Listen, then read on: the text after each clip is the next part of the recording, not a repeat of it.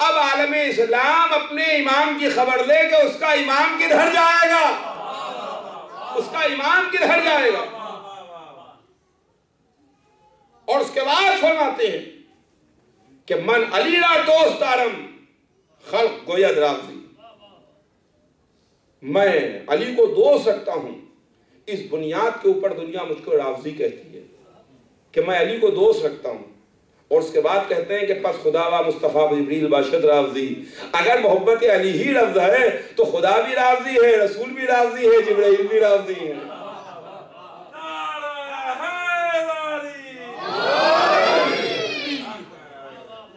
जिब्रील भी राजी है अगर मोहब्बत अली लफ्ज़ है।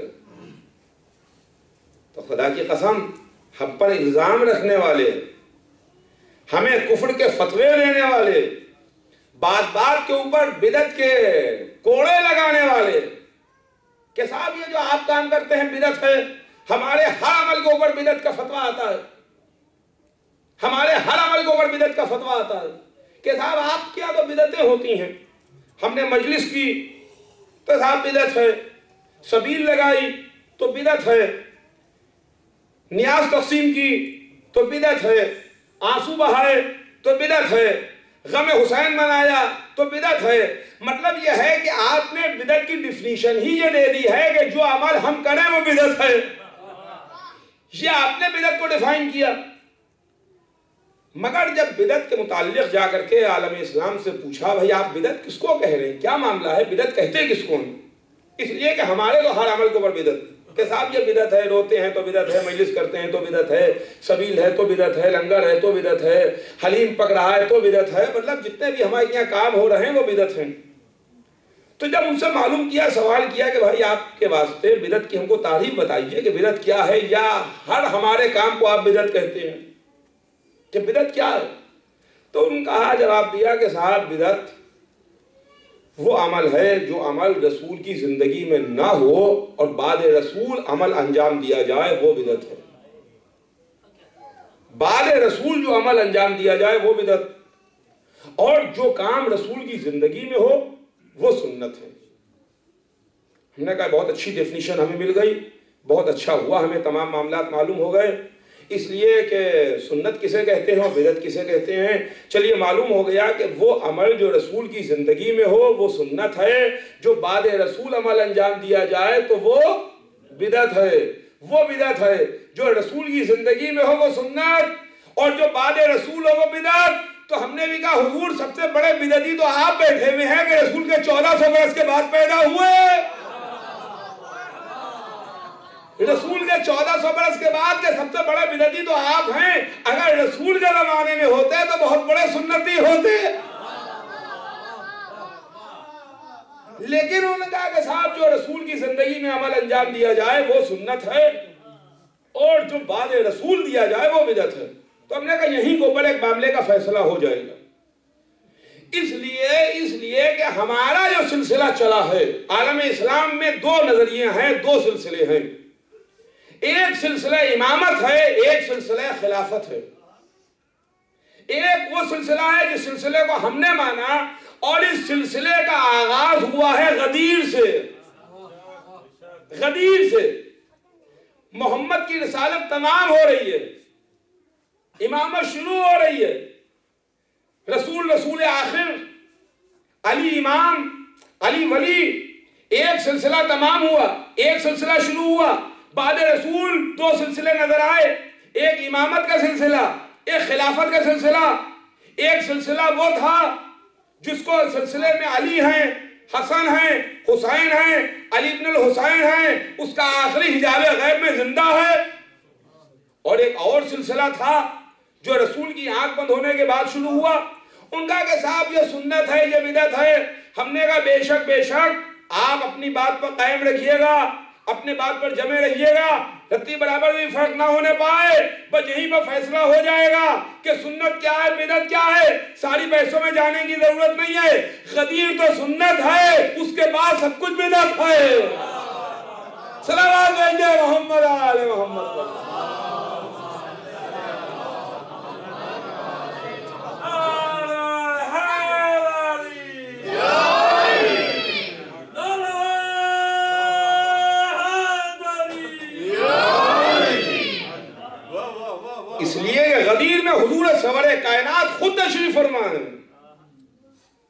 सुन्नत है कि नहीं है? जो अमल रसूल की जिंदगी में अंजाम दिया जाए वो सुन्नत, जो बाद रसूल है वो बिदत। अब रसूल की आंख बंद होने के बाद जो काम हो रहा है वो सब बिदतें हो रही हैं, और जो काम रसूल की जिंदगी में हो रहा है वो सुन्नत। तो मामला यह है कि इसी वास्ते शायद रसूलुल्लाह ने गदीर में अली के हाथ पर बैअत करवाई थी, इसी वास्ते अली के हाथ पर बैअत करवाई थी। मुसलमानों को हुक्म दिया था कि जाओ अली का हाथ मुबारकबाद दो, अली के हाथ पर बैअत करो। लोग आए, आके अली के हाथ पर बैअत की, अली को आके मुबारकबाद दी, और उसके बाद भी कुछ बैअतें हुई। रसूल की आंख बंद होने के बाद भी कुछ बैअतें हुई हैं। हमें इस सिलसिले में तफसील में नहीं जाना है ताकि किसी की दिल शिकनी ना हो, हमें तफसील में नहीं जाना है। मामला सिर्फ इतना ही है कि अली की बैअत सुन्नत है, बकिया बैअतें बिदअत है। सलावत भेजे मोहम्मद आले मोहम्मद।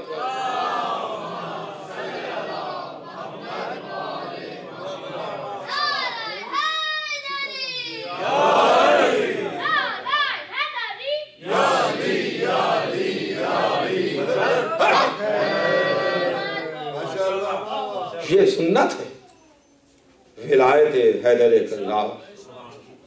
मन कुन तो मौला हो फहादा अलीयुन मौला, जिसका मैं मौला हूं उसके लिए अली मौला। यही तो हम अपने कलिमे में कहते हैं, यही चीज़ का ऐलान तो हम अपनी नमाजों में करते हैं, इसी का ऐलान तो हम अपनी अजानों में करते हैं कि जहां पर एक तरफ कुरान की आयत है, दूसरी तरफ हदीस रसूल है, तीसरी तरफ हमारा कलेमा है। आयत तो वही है जो हम 3 दिन से आपकी खिदमत में अर्ज कर रहे हैं, इन्नमा वलियुकुमुल्लाह व रसूलुहु वल्लज़ीना आमनुल्लज़ीना युक़ीमूनस्सलाता व युतूनज़्ज़काता व हुम राकिऊन। अल्लाह तुम्हारा वली है, रसूल तुम्हारा वली है, और वो तुम्हारे वली हैं कि जो हालत रुकू में ज़कात देते हैं, नमाज को कायम करते हैं। रसूल विलायत का ऐलान कर रहे हैं कि अल्लाह मौला या वाना मौलल मोमिनीन मन कुंतु मौला हो फहादा अलीयुन मौला। अल्लाह मौला है, रसूल मौला है, अली मौला है। अल्लाह मौला, रसूल मौला, अली मौला। हम कलमे में क्या कहते हैं? ला इलाहा इल्लल्लाह मुहम्मदुर रसूलुल्लाह अलीयुन वलीउल्लाह, अलीयुन वलीउल्लाह। अब हमारे दुश्मन भी, जैसा अभी मैंने आपके खिदमत में अर्ज किया, हम पर एतराज करते रहते हैं, यानी उनकी सारी एनर्जी जो है वो वेस्ट हो रही है हमें तीर मारने में। हमारे हर अमल पर एतराज है, तीरों की बारिश हो रही है हमारे ऊपर कि साहब आप ऐसा क्यों करते हैं, आप ऐसा क्यों करते हैं, आप ऐसा क्यों करते हैं, आप ऐसा क्यों करते हैं। मामला यह है कि हम आज़ाद हैं, जो हमारा दिल चाहता है वो हम करते हैं, दीन में कोई जबर नहीं है, ला इकराहा फिद्दीन, दीन में कोई जबर नहीं है। जो हमारा दिल चाहता है हम करते हैं, जो आपका दिल चाहता है आप करते हैं, जो आपका दिल चाहता है आप करते हैं, जो हमारा दिल चाहता है हम करते हैं। ला इकराहा फिद्दीन, दीन में कोई जबर नहीं है। वो तीर मार रहे हैं, वो तीर मार रहे हैं कि साहब आप तो हर वक्त अली अली किया करते हैं, हर वक्त आप अली अली किया करते हैं, हर वक्त आप मौला मौला किया करते हैं, उसके अलावा आप कुछ नहीं करते हैं। ये भी देखिए मामला यह है कि देखिए जिसकी जिससे कोई निस्बत होती है, जिससे जिसका कोई रिश्ता होता है तो जहन उसी की तरफ जाता है। हम जो हर वक्त अली अली किया करते हैं तो हमारा मुखालिफ ये समझता है कि हम हर वक्त अली को आवाज देते रहते हैं।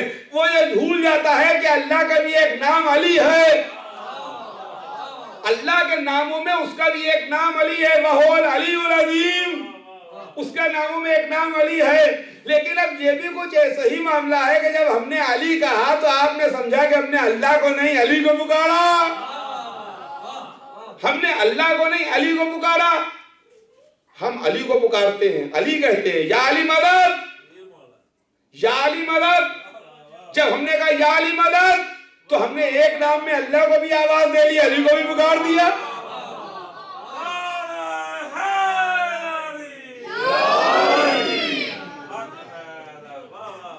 एक ही हमने नाम लिया, एक ही नाम में हमने अल्लाह से भी मदद ले ली, एक ही नाम में हमने अली से भी मदद ले ली। हमने कहा या अली। अब वो अलग बात है कि हमारा मुखालिफ अपनी जिहालत की बुनियाद के ऊपर ये समझ रहा है कि हम सिर्फ अली ही को आवाज दे रहे हैं जो अबू तालिब का बेटा है। हमने कहा या अली मदद, हमने कहा या मौला मदद, या मौला मदद, या मौला ये मुश्किल आसान हो जाए, या मौला ये परेशानी है दूर हो जाए, या मौला इम्तिहान है इम्तिहान में पास हो जाए, ये कारोबार है इसमें तरक्की हासिल हो जाए। सुबह से शाम तक हमने मौला कहा, उनका आप तो हर वक्त मौला मौला किया करते हैं, ना अल्लाह को पुकारते हैं ना रसूलुल्लाह को पुकारते हैं, हर वक्त आप मौला मौला किया करते हैं। यानी कहने का मतलब यह है कि आप तो हर वक्त अली को आवाज देते रहते हैं, ना अल्लाह को आवाज देते हैं ना मोहम्मद को पुकारते हैं। हमने कहा भाई अली की अदावत में आपने कुरान को भी भुला दिया, हदीस को भी भुला दिया। हमने एक लफ्ज मौला कहा तो एक लफ्ज मौला में अल्लाह को भी पुकार दिया, मोहम्मद को भी पुकार दिया, अली को भी पुकार दिया। सलावत भेजे मोहम्मद आले मोहम्मद।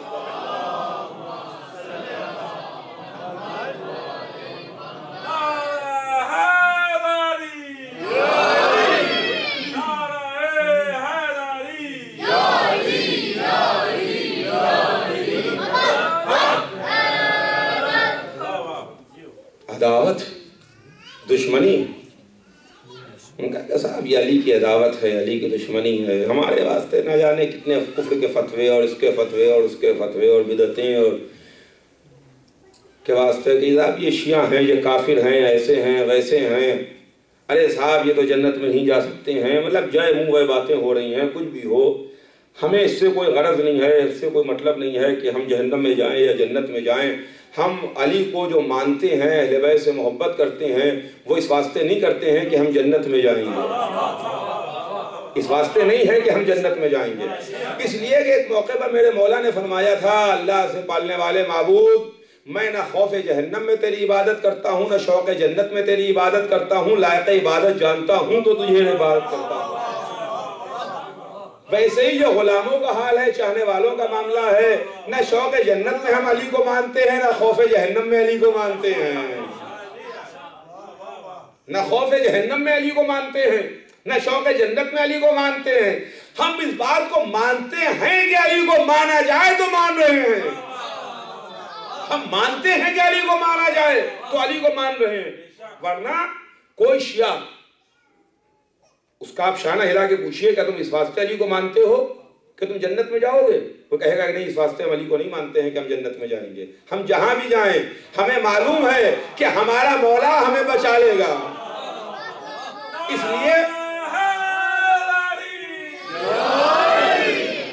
इसलिए कि हम उसके शिया हैं, हम उसके चाहने वाले हैं। उनका के साहब आप जहन्नम में, अरे साहब हमको न जन्नत की परवाह है ना हमको जहन्नम की परवाह है। और ये ताने अक्सर दिए जाते थे, आज ये ताने नए नहीं हैं, पुराने ताने। उर्दू के मशहूर शायर मिर्जा गालिब गुजरे हैं, मिर्जा गालिब को भी ताना दिया जाता था। तो एक मौके के ऊपर 4 मिसरे कहे थे मिर्जा साहब ने, और उन्होंने भी बड़े अजीब और गरीब बात कह दी। शायर का जहन तो होता है, क्या कहना शायर के जहन का, जरा से में एक मिसरे में पूरा मामला का मामला। खतीबों की घंटों की तकरीरें एक तरफ हैं और शायर का एक शेर एक तरफ होता है। शायर का शेर एक तरफ, खतीबों की घंटों की तकरीरें एक तरफ। वो घंटों की तकरीरें असर नहीं कर पाती हैं जो शायर का एक शेर काम कर जाता है। तो मिर्जा साहब को भी ताने दिए जाते थे, उनको भी कहा जाता था। अच्छा, और वो उनके वास्ते यह है लिखा हुआ है, बहरहाल जैसा तारीख में है, पता नहीं, ज़ाहिर है कि मेरा तो ऐसा अकीदा नहीं है, लेकिन बहरहाल जो लिखा हुआ है वो आपकी खिदमत में अर्ज करूं कि उनको ताना दिया जाता था। तो उन्होंने 4 मिसरे कहे, पर मिसरे ये थे कि मैं खार हूं, मैं खार हूं अगर के ना जन्नत में जा सकूं, मैं खार हूं अगर के ना जन्नत में जा सकूं। उसके बाद फरमाते हैं कि मैं खार हूं अगर के जन्नत में जा सकूं, क्या मैं किसी काम आ सकूं। बहरा दूसरा मिसरा मैं भूल रहा हूं कि हाँ किसी काम आ सकूं। उसके बाद फरमाते हैं कि ईंधन बना दे मुझको जहन्नम का है खुदा के दुश्मन अली के कलेजे जला सकूं। सलावत भेजे मोहम्मद आले मोहम्मद।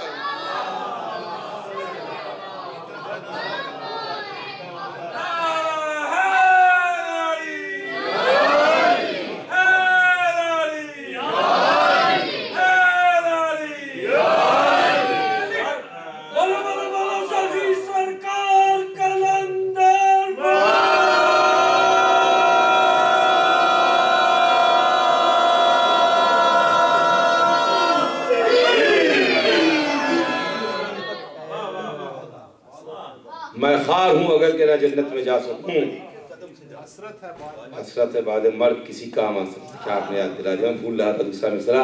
और ईंधन बना दे मुझको जहन्नम का है खुदा, के दुश्मन अली के कलेजे जला। मामला तो ये है कि देखिए जहां पर अली का शिया होता है वहां पर अपना काम करता है। आप चाह रहे थे कि हम जहन्नम में चले जाएं, तो जहन्नम में जाएंगे तो ईंधन बन जाएंगे ताकि आपके कलेजे जल जाएं। मामला यह है कि हमारी वजह से ना दुनिया में आपको चैन मिल रहा है ना जहन्नम में चैन मिल पाएगा। सलावत भेजो मोहम्मद आले मोहम्मद।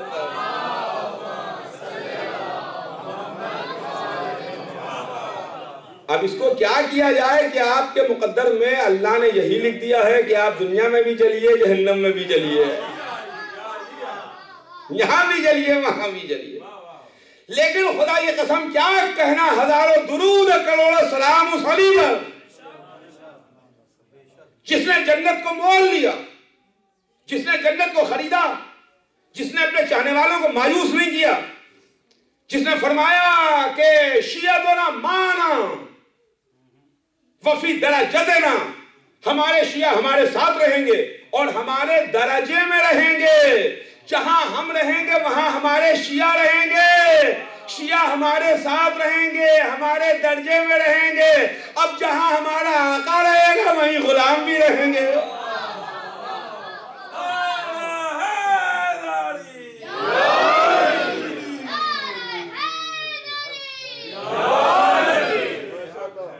वहीं गुलाम भी रहेंगे जहां आका रहेगा।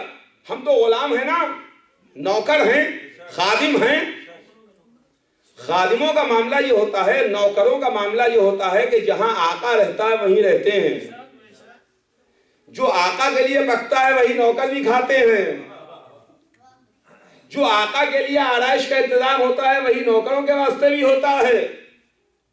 जैसे इसकी मिसाल तो ऐसी है कि जैसे किसी मुल्क का कोई सदर है तो सदर अकेला सदारती महल में नहीं रहता है, उसके साथ साथ उसके नौकर चाकर भी रहते हैं, उसका अमला काम करने वाले खिदमत गुजार भी रहते हैं। और बकिया लोग उसमें नहीं रहते, वो सदारती महल में नहीं रहते, वो बाहर रहते हैं। वो उससे मुलाकात के लिए आते हैं, मिलते हैं, जुलते हैं, मुलाकात करते हैं, उसके बाद चले जाते हैं। लेकिन नौकर हर वक्त उनके साथ में है, नौकर हर वक्त उनके साथ में है।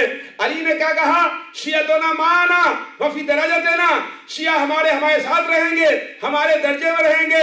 हमने भी देखा जन्नत के मालिक अली हैं, अली ने जन्नत को खरीदा।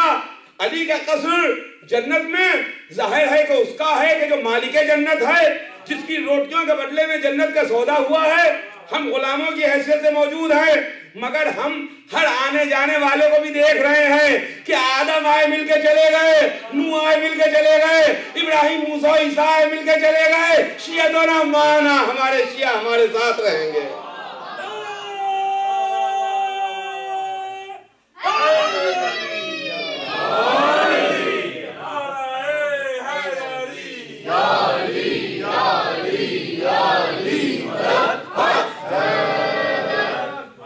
हमारे शिया हमारे साथ रहेंगे।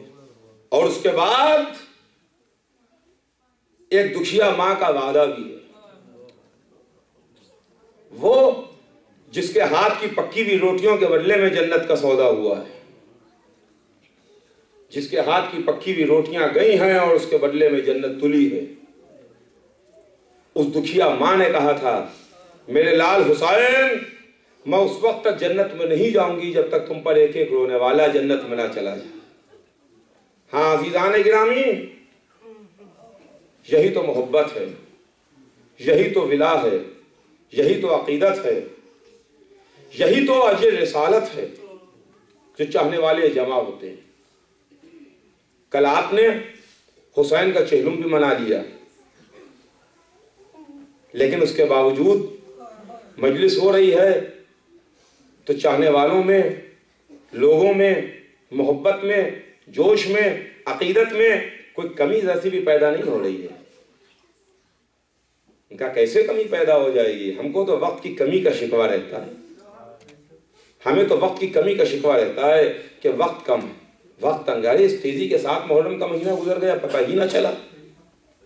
इस तेजी के 7 दिन गुजर गए, चेहलुम भी हो गया, पता ही ना चला। साल भर जिन दिनों का इंतजार रहता था वो दिन किस तेजी के साथ आए और गुजर गए, किस तेजी के साथ तारीखें आ रही हैं और गुजर रही हैं।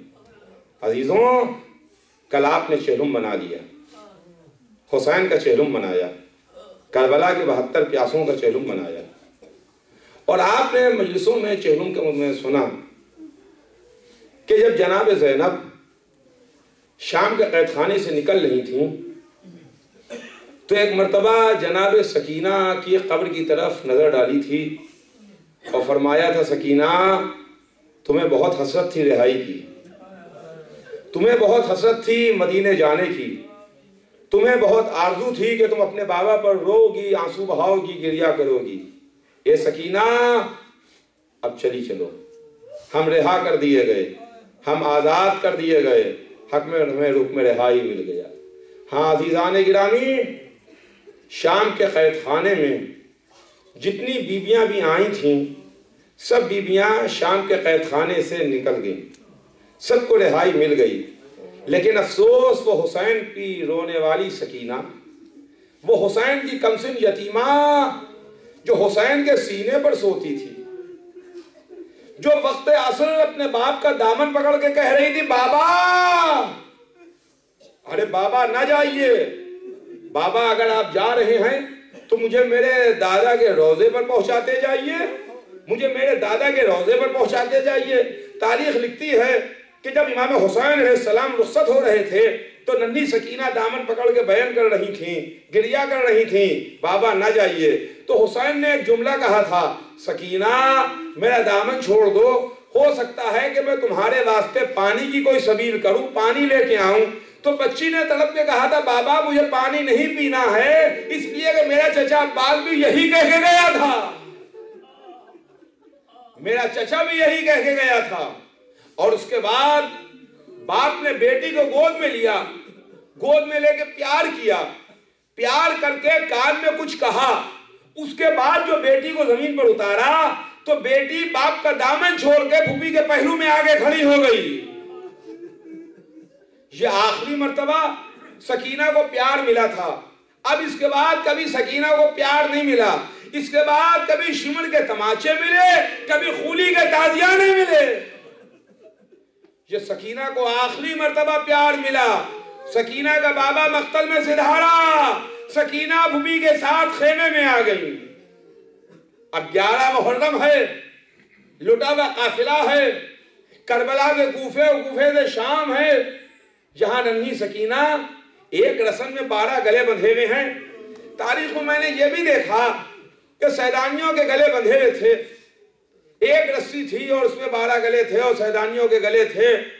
यहाँ पर ज़ैनब हैं, उम्मे कुलसूम हैं, रुकैया हैं, उम्मे लैला हैं, उम्मे फरवा हैं, रबाब हैं। लेकिन तारीख एक जगह में लिखती है कि उसी रस्सी से नन्ही सकीना का गला भी बांधा गया था।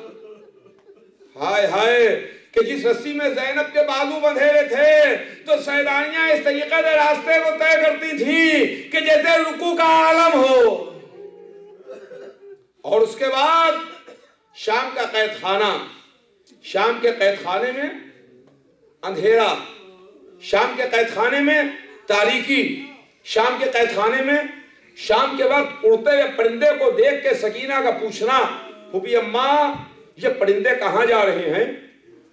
तो ज़ैनब जवाब देती थी, बच्चे बेटा ये अपने अपने आशियानों को जा रही हैं, अपने अपने घरों को जा रहे हैं। तो सकीना सवाल करती थी, फूफी अम्मा क्या कभी हम भी मदीने जाएंगे?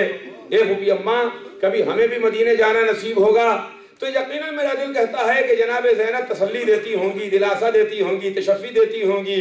हाँ सकीना एक दिन आएगा, हमको भी रिहाई मिलेगी, हम भी रिहा होंगे, हम भी आज़ाद होंगे, हम भी मदीने चलेंगे। लेकिन क्या खबर थी कि सकीना को शाम में जुल्म यजीद पर मोहर बन के आराम करना है। तारीख बताती है कि एक रात बच्ची ने ख्वाब में देखा कि मेरे बाबा आए हैं और कह रहे हैं सकीना मैं तुम्हें लेने के वास्ते आया हूं, सकीना तुम मेरे साथ चली चलो। बच्ची ख्वाब से बेदार हुई, ख्वाब से चौंकी, गिरिया करने लगी, रोने लगी, आंसू बहाने लगी। अरे फूफी अम्मा मेरा बाबा कहाँ चला गया? फूफी अम्मा अभी तो मेरे बाबा आए थे, मेरे बाबा कहाँ चले गए? अरे फूफी अम्मा मेरा बाबा मुझसे कह रहा था सकीना मैं तुम्हें लेने के वास्ते आया हूँ। सैदानिया समझ गई कि सकीना ने ख्वाब में हुसैन को देखा है। अभी तो सकीना रो रही थी, अब सकीना के साथ साथ सैदानियों के गिरिए की सदाएं भी बुलंद हो रही थी। ये रोने की आवाजें कसरे यजीद से जाके टकराई, यजीद के महल से जाके टकराई। मालूम यह हुआ कि हुसैन की बच्ची ने, हुसैन की यतीमा ने अपने ख्वाब में हुसैन को देखा है। आपको मालूम है कि तसल्ली के वास्ते क्या हुआ? तसल्ली के वास्ते रात को, आधी रात को खान में सरे हुसैन भेजा गया। कैद खाने का भारी दरवाजा खोला गया, आगे आगे जलती हुई शमें थी जो लाके खाक पर रखी गई। खान उतारा गया, बच्ची ने आगे बढ़ के खान पर से कपड़ा हटाया। अब जो देखा तो बाबा का कटा हुआ सर था। जल्दी से आगे बढ़ के गोद में ले लिया, मुंह पर मुंह रख दिया। बाबा, अरे मेरे बाबा, अरे मेरे बाबा। आपके बाद शुमर ने तमाचे मारे, कानों से गोशवारे छीने गए, सरों से चादरें छीनी गई, तैयार बदयार फिराया गया। सकीना रो रही हैं, गिरिया कर रही हैं, बैन कर रही हैं, मातम कर रही हैं। कुछ देर के बाद आहिस्ता आहिस्ता धीरे धीरे सकीना की आवाज हल्की होना शुरू हुई और कुछ देर के बाद सकीना चुप हो गई, खामोश हो गई। सैयद सज्जाद आगे बढ़े, चाहा कि बहन से बाप के सर को अलग कर लें। अब जो सकीना के जिस्म पर हाथ रखा, तड़प के कहा फूफी अम्मा गजब हो गया, बाबा आए थे, हमेशा के लिए सकीना को अपने साथ ले गए। अब कैद खाने शाम में अजीब व गरीब मंजर था। सकीना की नन्ही सी मैयत रखी हुई थी, सरे हुसैन रखा हुआ था। वो बच्ची जो हुसैन पर रोने की तमन्ना लिए हुए थी, वो दुनिया से जिद हार चुकी थी। अब कैद खाने शाम से वह हुसैना के साथ साथ वह सकीना के गिरिए की सदाएं भी थी। हुसैन पर रोने वाली दुनिया से जिद हार चुकी थी। वाह सकीना, वाह हुसैना की सदाएं।